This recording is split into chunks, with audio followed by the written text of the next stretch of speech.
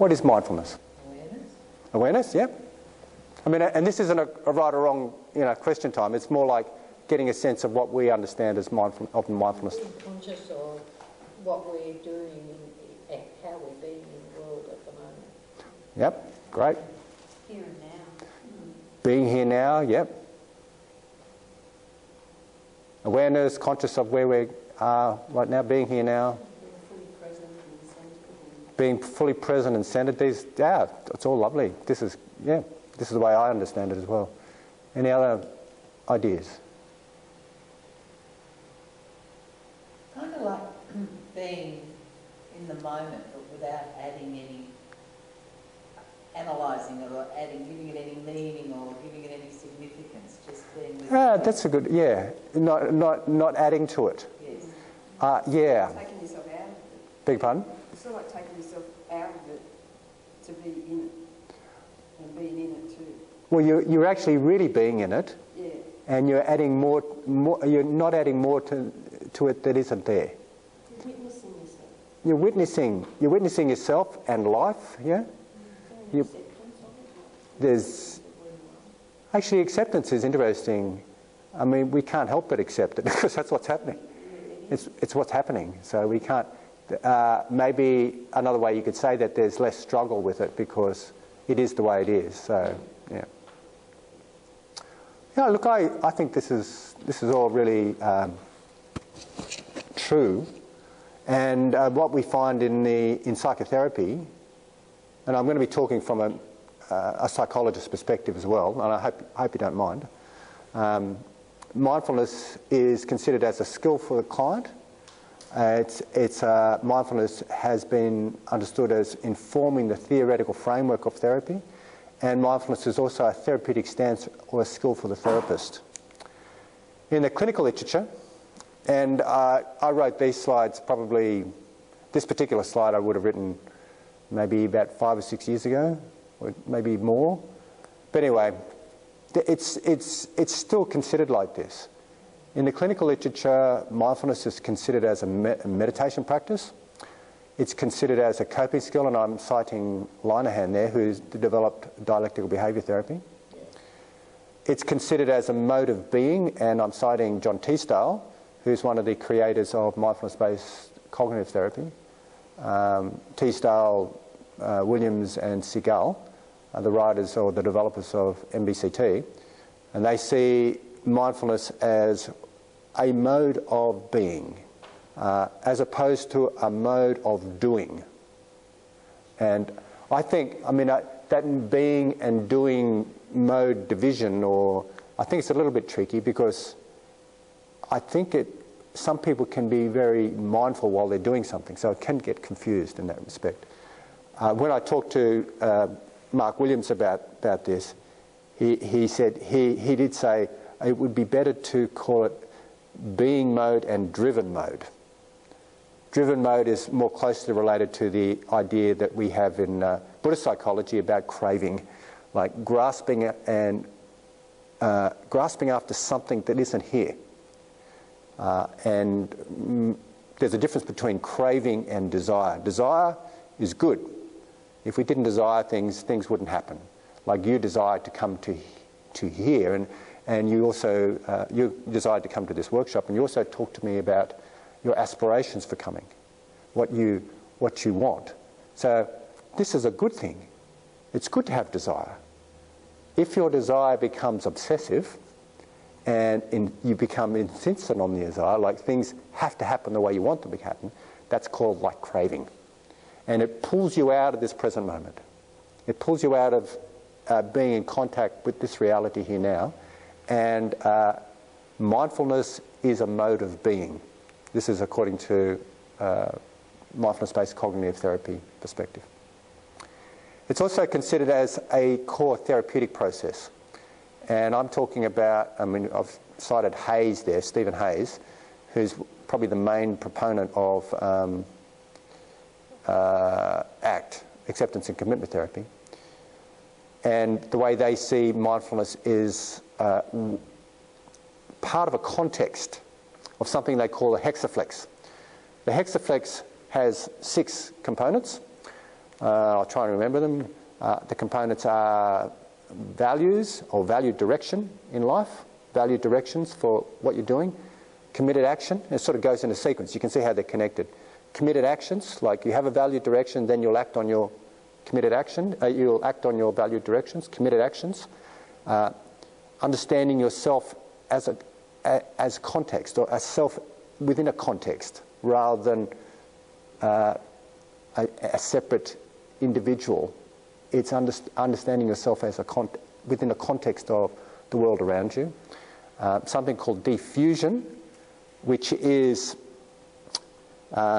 we have a tendency to fuse with our thoughts. We have a tendency to our thoughts and emotions. We have a tendency to take our thoughts and emotions literally, as if they are a reality.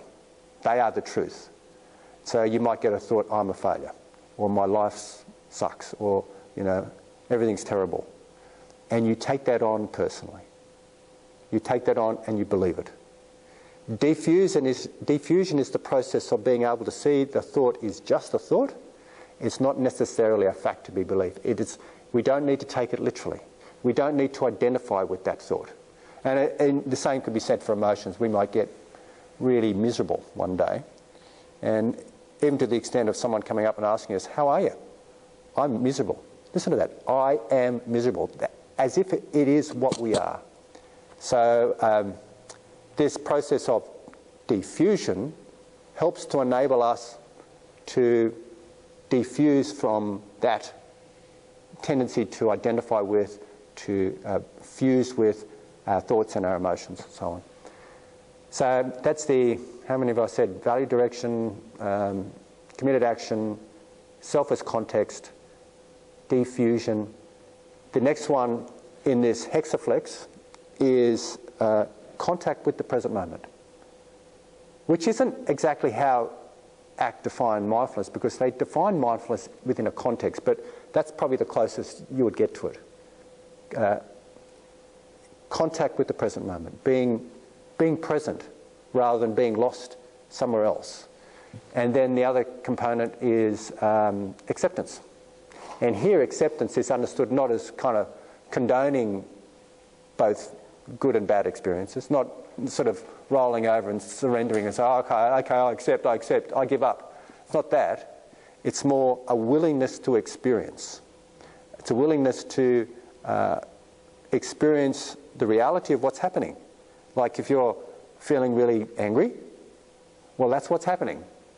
I accept that. Doesn't mean it's going to happen forever, but it's a willingness to be open to that rather than denying it. So I think the way we use words, people can twist them around, twist words around so that they're indicative of something not so good. Like if you told your clients to accept what's happening to you, they're likely to misunderstand that. So you don't say that unless it's the right time, or unless they fully understand what that means. If they understand that means sort of this is the way it is, you're only making it worse by struggling with it, so let go of the struggle. I mean, you don't have to say that. They have to understand that from within themselves, but you can understand it and you can help them understand it. So mindfulness in the clinical literature is understood like that. Mindfulness is also understood as a mental skill, a cognitive style, and a cognitive ability. Excuse me a minute, I just want to get my water. Mindfulness is also understood as a cognitive ability. And you know what? I'm talking about mindfulness so we can work with the stress that Katie was talking about earlier. Now, the most common definition of mindfulness is this: the awareness that emerges through paying attention on purpose in the present moment and non-judgmentally to the unfolding of experience moment to moment. Now, that definition came from John Kabat-Zinn. Good definition. I don't use that definition for a number of reasons, but it's been very helpful. John Kabat-Zinn said that definition, defined it like that, I think back in 1979 or 1980 or something. when he set up the famous mindfulness-based stress reduction programs. And he did an enormous service to humanity, I think. He managed to convey some ideas that were coming from, traditionally from Buddhist and other Eastern contemplative traditions. He managed to convey the benefits of that in a contemporary scientific world. He did pain management programs within a hospital setting, and it worked. It helped. And from that success, amazing things have happened. And most people have referred back to that original success and the continuing success of MBSR, mindfulness-based stress reduction programs, to base their understanding of mindfulness. And so in the psychotherapeutic or the contemporary psychological world, mindfulness is hot stuff. It's considered as a very powerful practice, and is probably used by more than 60 or 70% of practitioners as a personal tool, also a tool for their clients. So a lot to be praised about. John Kabat-Zinn done an amazing service to humanity, and I've met John Kabat-Zinn, lovely guy. He's very sincere. He gets almost like he gets global stardom whenever he goes anywhere. People worship him almost, and he hasn't taken that to heart. I said to him, I was at a conference in Italy last year, and I said to him, gee, it's really impressive that you haven't, got conceited about this, or, become arrogant about this, or taken it personally. And he said, that would be like an arrow to the heart. It would be painful. So anyway, this is the most common definition. But it is a little bit different than the way I understand mindfulness. And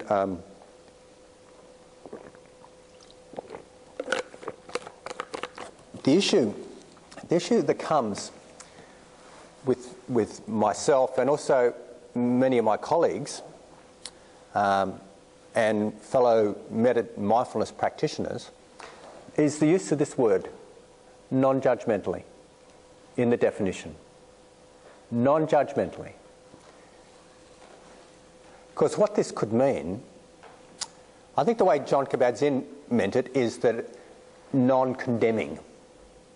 In a non-condemning manner. Like you have experience, you don't kind of push it away, shun it. You don't say, oh, I don't like that experience, I'm going to get rid of it. It's more like being open to it as it is. Like if you're having anger, frustration, sadness, pain in the knee, someone's pissing you off, whatever it is, that's what's happening.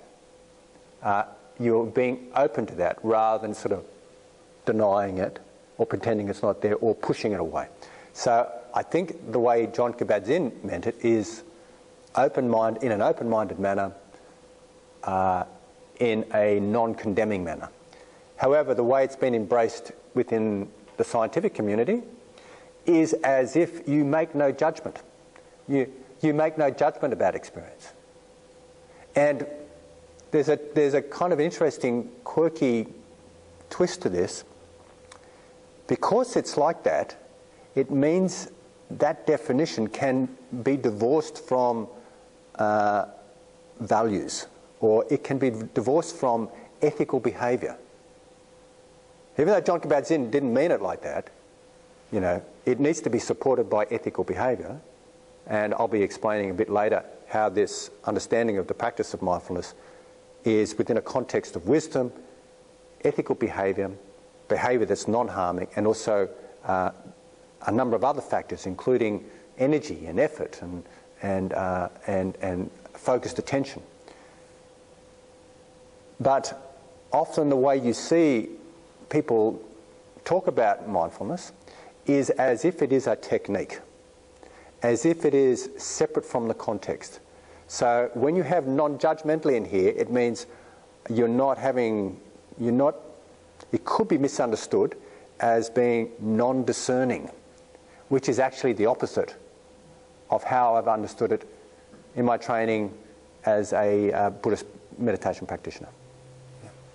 So I hope I've explained that in a way where I'm not putting down that definition, but I'm just saying that there's some, things are changing.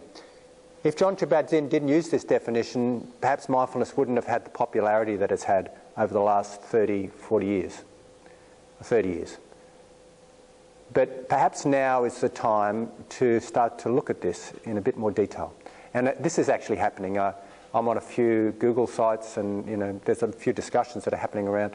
And you can see that scientific practitioners, meditation practitioners, also psychologists, nurses and health workers, they're starting to question this. They're starting to say different things. But is this boring, by the way? Is it okay? We'll get into experiential exercises soon, I assure you. Not too long.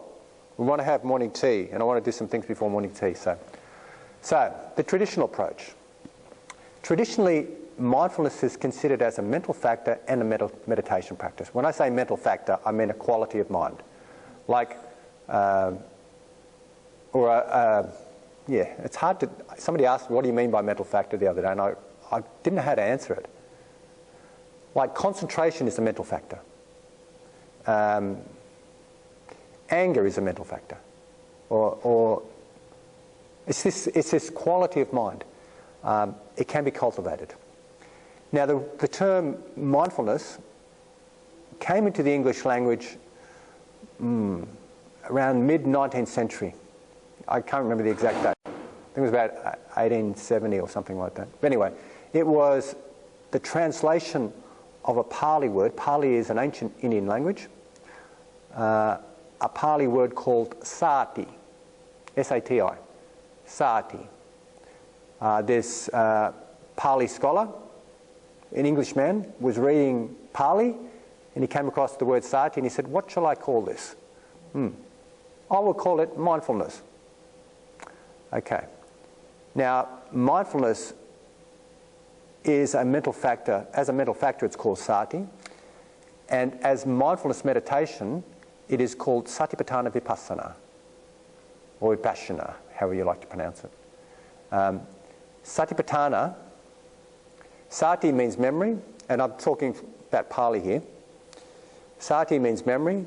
Patthana has two meanings. I'm trying to remember one of them. I can't remember one of them. But basically it means foundation or source, or foundation, source, application. And vipassana, if you break out that word, vi means intense, clearly distinct. Passana means seeing. So it refers to as insight. So what you're doing is, mindfulness as a meditation practice is called remembering to be the foundations of mindfulness for the development of insight. That's how you would translate that. The establishment, so that's the other way of describing it, the establishment of mindfulness for the development of insight. So mindfulness meditation has also been called vipassana meditation. Mindfulness meditation is also called insight meditation. Okay. So sati literally means memory, but it's not necessarily the same as, I remember, 10 years ago when I was a bit younger than I was now, blah, blah, blah, blah, blah.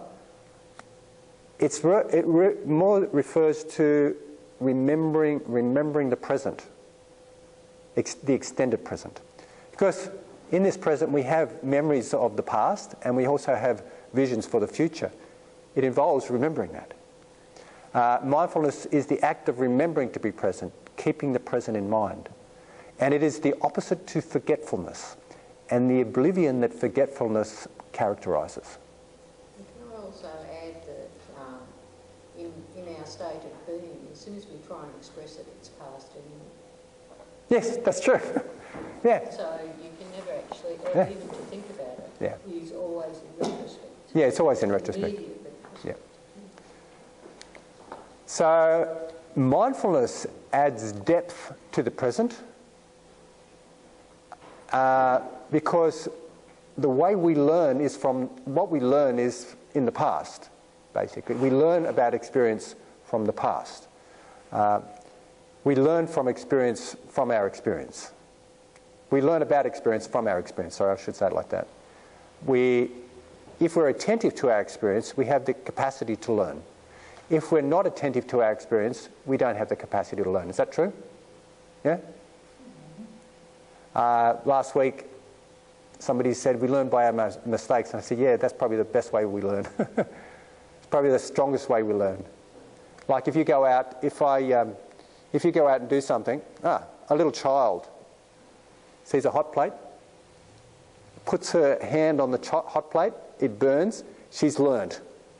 She's learned from then on not to put hands on hot plates. She's developed a kind of an ethical wisdom. She's learned what's good for herself and others.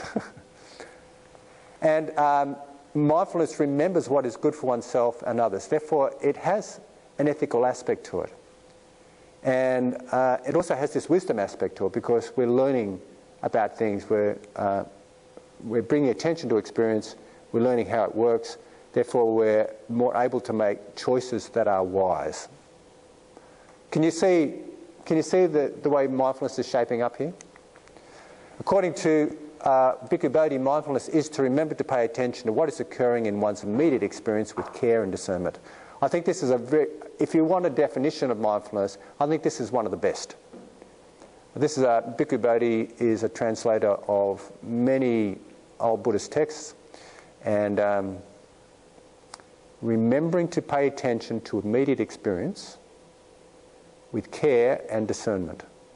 So, for example, and I use this example often, if I was being non-judgmental, I'm sitting here, I can smell smoke.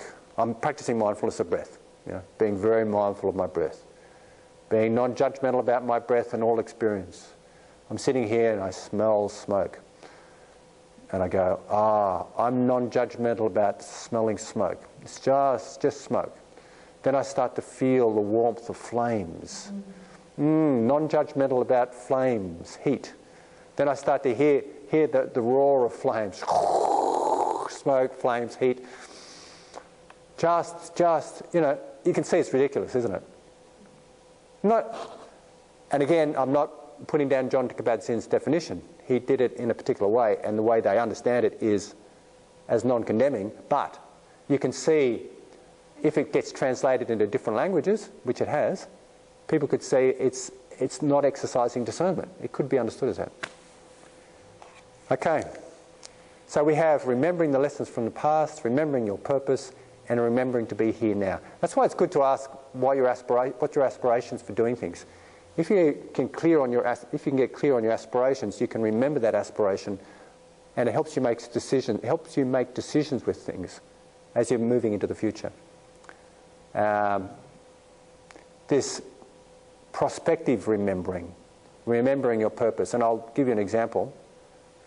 And we're almost finished. My little blah blah blah. And we'll have some experiential exercises. But an example is. Imagine I'm going to work, hopping on my bike, and as I'm going to work, my partner says to me, Malcolm, we're out of soy milk. Don't forget the soy milk on the way home.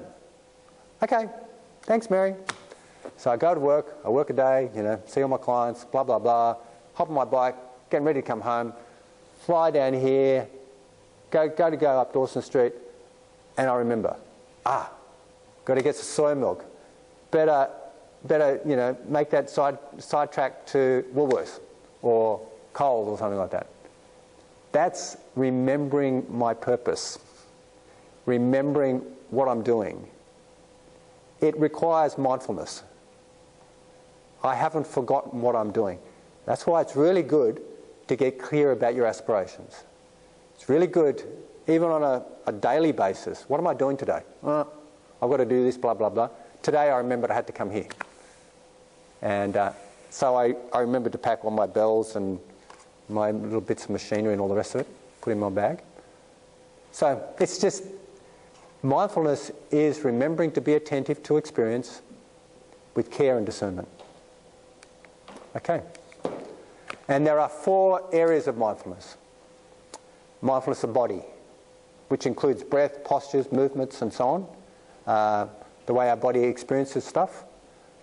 It includes the sensations in our body. It includes mindfulness of breath and so on. Mindfulness of feelings. And this is a little bit more refined than mindfulness of body. Mindfulness of feelings refers to whether something is pleasant, unpleasant, or neither. Mindfulness of heart-mind. I've called it heart-mind here. It actually is called consciousness, but it refers to being aware of your moods, your emotions and states of mind. That's just a very rough idea. I mean, it gets a bit more detailed than that.